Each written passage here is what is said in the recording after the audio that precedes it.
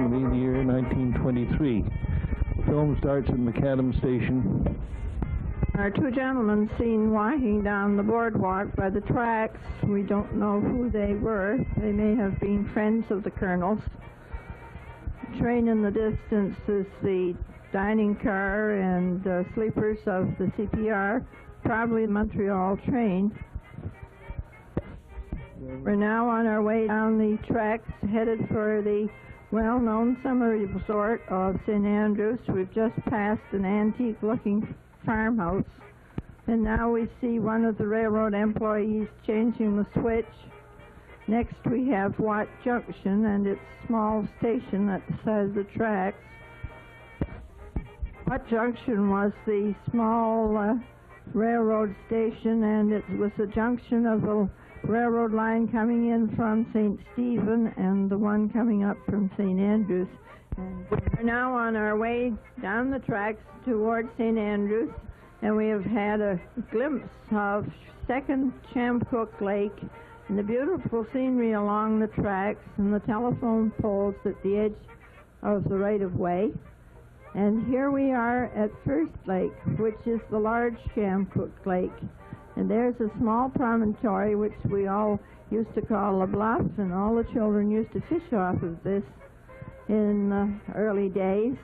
We're getting around the bend now on First Lake, and we're coming down along and having a good view of Chamcook Lake. We are now on the straight-of-way, and this leads down past Spruce Hill, which was a club owned by the club owned by a group of St. Andrews businessmen who had many happy times there. You will note at the left of the film there is a sluice, and this was used to get the ice out of the lake. The ice was cut in cubes, and it was harvested in the winter time. It was stored in a building down by the CPR station in St. Andrews, and it was used by the Algonquin Hotel during the summer season. We're still traveling down along the main line towards St. Andrews. On the right of the film, we have just passed a very antique brick church known as St. John's Chapel of Ease. It's an early Church of England edifice, and beside it there is the cemetery, which has many of our early settlers. We're now passing by one of the Mowat homes, coming down towards St. Andrews still. We see outbuildings and a double spur, which is the siding which goes down to St. Andrews North, where in 1914 some of the businessmen concerned with the CPR had a large sardine cannery. On the right there's a small station which was the Chamcook station, and now we are seeing some of the buildings of the plant I was talking about, because they had residences for their staff, and they brought out a group of young women from Norway to pack their fish, and sometimes this area is called Little Norway. On the right-hand corner of the film we see the building which was used as the Chamcook Post Office. All the buildings which you have seen in Little Norway, or St. Andrews North as the railroad station was called at that point, have now disappeared with the exception of one building, and you cannot see in this film the big factory made of concrete which still exists. It is now used by the Quaker Oat Company. I might mention that these buildings were covered with stucco to make them look like adobe buildings. Why, I can't tell you. We are now approaching another building that was built at this time, and it has been used by the town of Andrews as their pumping station for many years. pumping station is now disappearing on the left-hand side of the tracks. And we continue our journey to St. Andrews. The foliage is beautiful. It must have been in the height of the summer season. Arrival in St. Andrews is not shown, but Colonel Heasley rented this house known as the Stevenson Cottage on William Street in the summertime, and this is the next thing you will see. A white house with beautiful shutters and well kept. This is one of our older houses in the town. Note the tall trees that surround it, and now he's giving us a glimpse of the Algonquin Hotel in the distance. See the Algonquin residence for the men that worked at the hotel, and in the left foreground, the home of Arthur Mason, who was his brother-in-law, Colonel Heasley's brother-in-law. At the time, Mr. Mason was engineer-in-chief at the Algonquin Hotel, and he left St. Andrews in 1929 to become chief engineer upon the opening of the Royal York Hotel in Toronto. And when he retired, he was superintendent of mechanical engineering for the CPR Hotel Department. I also wish you to note the tall smokestack toward the left-hand side of the film. This is no longer in existence, having been taken down some time ago. Apparently, the Colonel walked up Harriet Street taking pictures of various friends of his, and we now see what was known as Meadowbrook Lodge, the home of F.W. Thompson, who was the head of the Ogilvy Flour Mills and was a summer resident of St. Andrews for many years. Apparently, the Colonel turned around, and upon walking back down the street, he took the picture of the McAdam cottage, which you see on the left.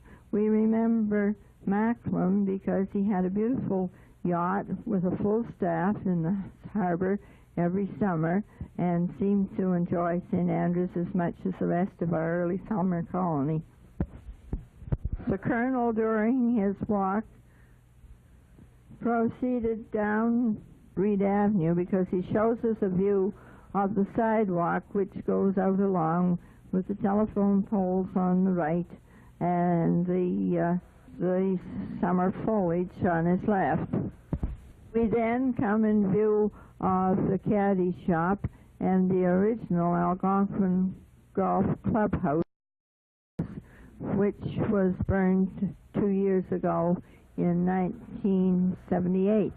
Oh my goodness, there goes an old-fashioned car. It has a chauffeur and a passenger in the front and two passengers in the back with antique-looking clothes. And then we come along and we get a different view of the clubhouse, and across the street in the distance there's an old barn with the door open at the Walter Thomas Dairy Farm. Now we see Mrs. Heasley having a game of golf. She is putting on one of the greens of the 9-hole course. Her outfit is a white hat, a beautiful white dress, imagine it, white stockings and white shoes. She's all dressed for the summer weather. Ladies on the distant green, which is the 4th green on the 9-hole course, are Mrs. Heasley and Mrs. Walter Sadler. Heasley is now seen on the 5th tee, and the film goes on to show the general area of the 5th and 6th.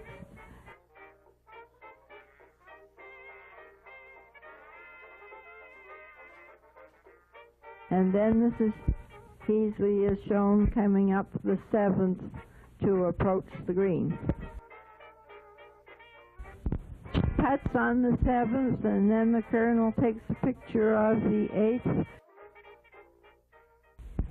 Here we are again at the Stevenson house, and this time he's taking a picture up the street, showing picket fence which encloses a very nice vegetable garden, and later shows the scene of William Street clear up to the head where it joins Prince of Wales. Then we see Mrs. Sadler, who is Mrs. Heasley's sister, taking a walk in the garden along the fence that borders on the King Greenlaw home. She apparently is waiting for her sister. She stands on the sidewalk. Now the Colonel has swung his camera around and has taken a picture of a story-and-a-half house without buildings. This we can't identify at present. Sadler stands by the front steps, and there is the black cat, as she is joined by her sister, Mrs. Heasley. They are walking down along the sidewalk. And then next we see Covenhoven, the summer home of Sir William Van Horn. Two people in the distance, a large gentleman whom we cannot identify, and Mrs. Heasley. And then we go on to the front veranda of the Van Horn home.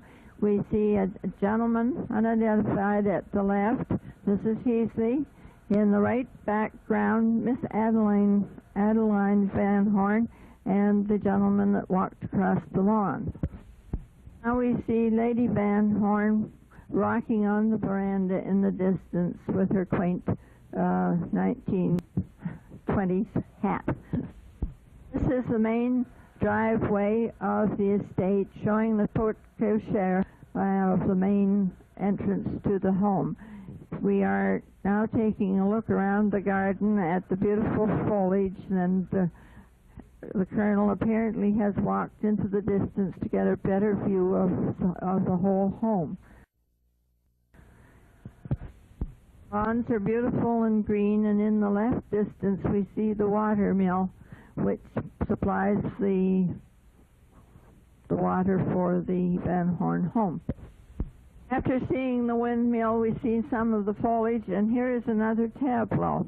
A gentleman on the right places a chair, and Lady Van Horn herself is seated in this. At the left foreground, we see Mrs. Heasley, and behind her, Lady Van Horn's nurse. And also just to her right, Miss Adeline Van Horn, and the still unidentified gentleman and Mrs. Sadler. Now we have a scene of the Bar Road where you drive over the bottom of the ocean to get to the Van Horn estate on Minister's Island, and at one spot in the distance you can see the Canadian Sardine Company, which was built around 1912 at Shamrock by gentlemen who were interested also in the Canadian Pacific Railway. Now we have a view of the remarkable car which was built particularly for Miss Adeline Van Horn. It was a square boxy type looking one. Now this is the highway going towards St. Stephen, and we see Greenlaws Mountain in the center of the picture, and the old telephone poles and lots of rocks, and there's the St. Croix River at the spot where it shows the cross of the two branches from which Champlain gave it its name. Around the area of the old Warwick Bridge, and yes, there's the old steel bridge over the Warwick River. And then we journey up along through St. Stephen to Milltown, and the Canadian cotton mill factory, which employed a great many people in the 20s in the town of Milltown. The office building of the mill, and there is the very large building the mill was housed, and the waterway which provided the power to run the mill. It was a water mill. It shows a shot of the town of Milltown across the river. And now we are going down the street, and we came to an antique-looking car to have a round circle in the front, which would indicate it was an early Studebaker. These old touring cars had canvas tops which you could fold down and have an open-air touring car. And now we are proceeding down the St. Andrew, St. Stephen Highway and getting a view of the St. Croix River as we come along. Various hills in the distance. Now we have traversed quite a distance, and apparently we're on our way towards St. John, because now we are seeing St. George Pulp Mill, and this is a picture apparently taken from the upper bridge. Shows the a corner of the mill, and there is the old St. George Bridge, what they call the upper bridge, going into the town of St. Stephen, St. George, excuse me. There is the waterway which produces the power for the St. George Pulp and Paper Mill. And bobbing about like anything, and this is the roadway leading into New River Beach. And yes, there's the full sweep of the beach showing one of the headlands, and the white sand and the gentle waves coming in. And here is another roadway going along, and in the distance we see Mrs. Sadler and Mrs. Heasley are walking down this fine and lovely day, and Mrs. Heasley has her hat off. They are going down to Utopia and having a lovely time as they go.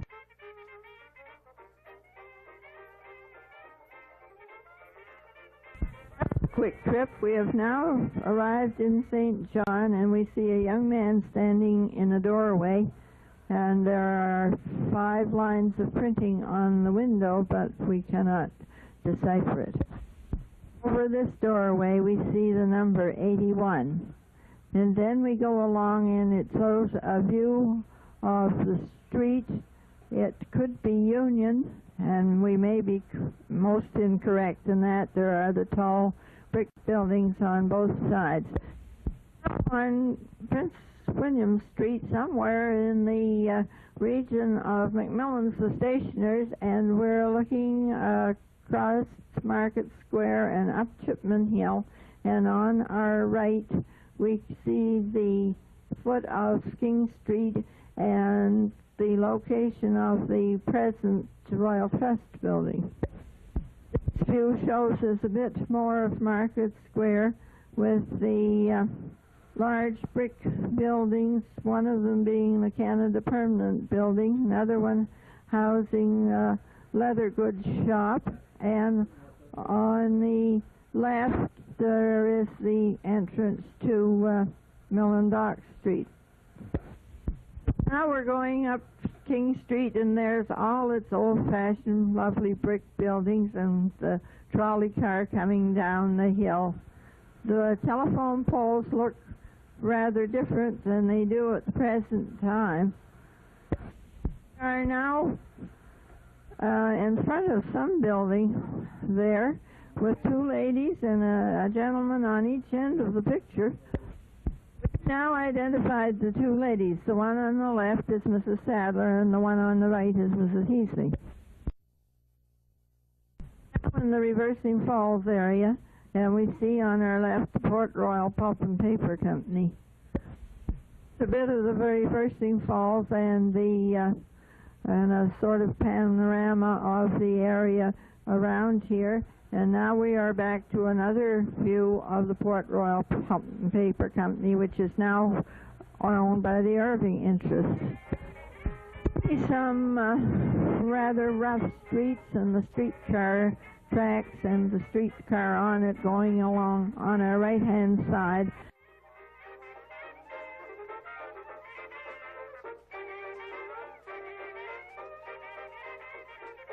And then we see a gorge in the rocks with the water in the distance.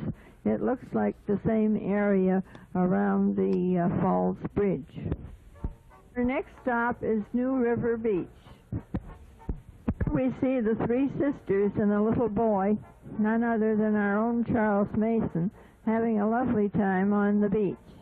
Mrs. Mason is sitting watching Mrs. Heasley and Mrs. Sadler having a lovely time running around and in the surf and out again. Is to run in far enough so that you don't get your skirts wet, or the little fellow doesn't get his short pants wet. But they certainly seem to be having a great time. Mrs. Heasley, Mrs. Sadler, and Mrs. Mason are all sisters. They were formerly Morris, M-O-R-R-I-S girls. Time seems now over, and we see a picnic spread out on a log table at well above the tide line. And one of the aunts is having fun piling sand on young Charles's legs. The tableau is Mrs. Mason and Charles and Aunt Allison, otherwise Mrs. Heasley. To St. John is apparently over, and the fun at New River Beach. And we now see Mrs. Heasley, who must have been an ardent golfer, having another game on the St. Andrews links.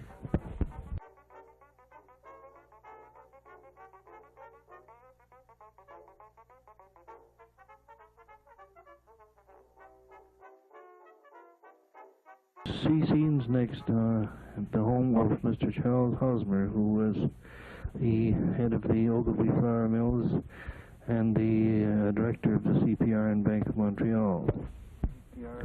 This house was right next door to Fort Tipperary, the residence of Lord Shaughnessy,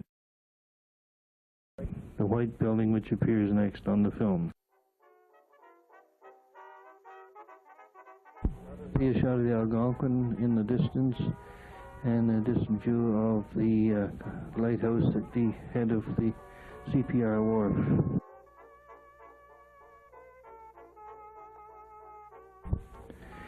Next we see, one after the other, two open touring cars coming along a dirt road.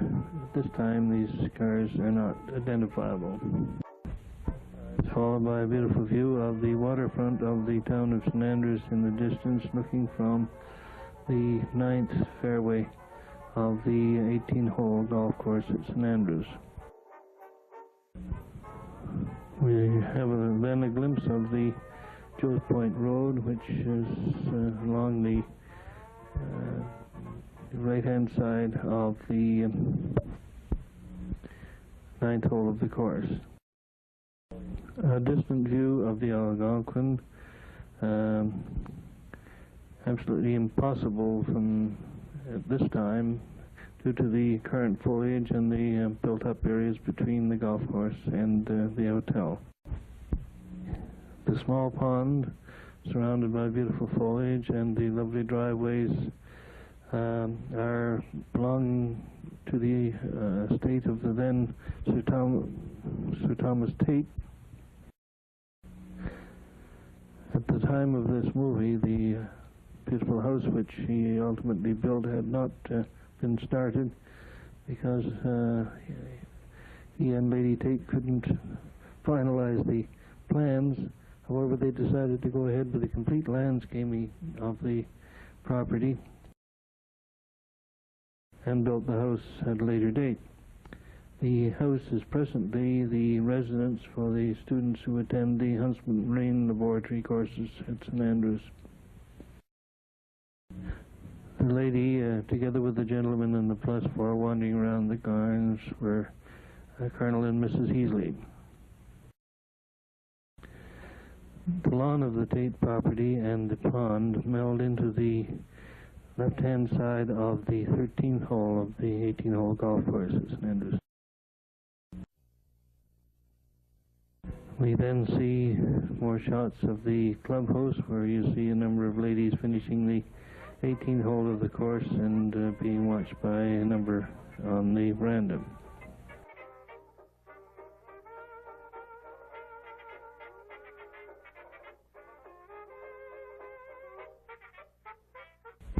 We next see the huge sign which graced the entrance to the driveway of Sir William Van Horn's estate on the island.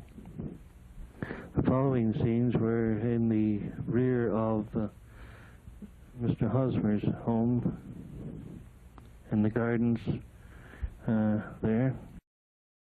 And we see Mrs. Mason in the black hat wandering around the gardens, and then we see Mrs. Heasley coming out of the house, and shortly after that Mr. Hosmer's nurse, he had by this time suffered a stroke and was under nursing care, and coming out of the house. The next scene shows a car in front of Mr. Hosmer's house, and Mrs. Mason in the black hat coming down the front steps. We then see several views of the Algonquin Hotel and the light-colored building, which is the casino.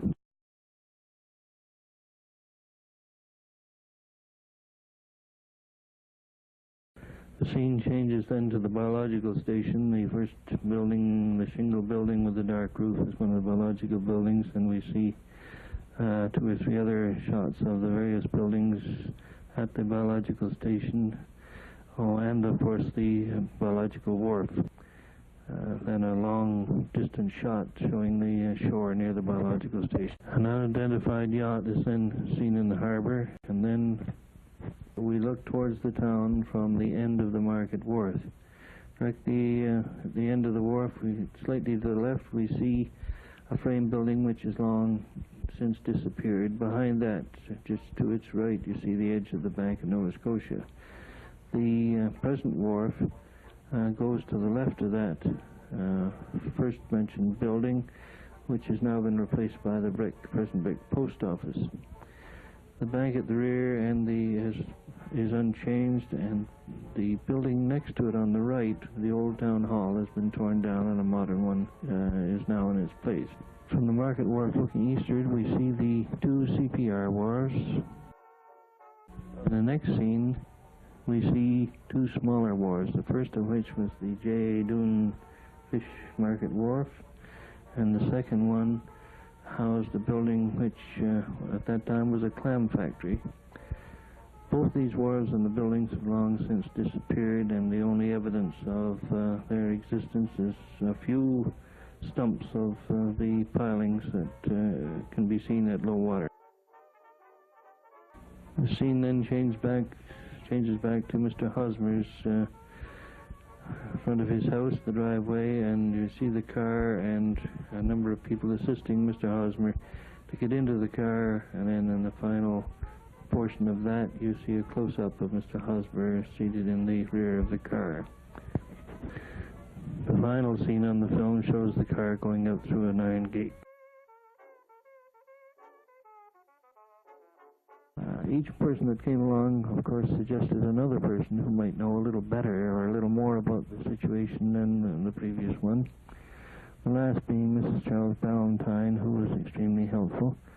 She suggested as well that probably the most authentic information could come from Mrs. Murray Vaughan, who will be here again for the summer.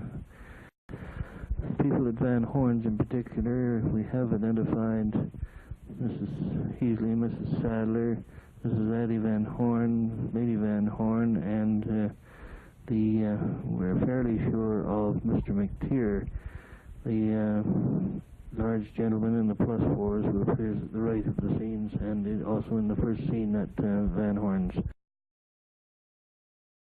However, we have no positive identification or any identification for the gentleman on the left of the group at Van Horn's, or the one other large woman who was on the veranda in the same group.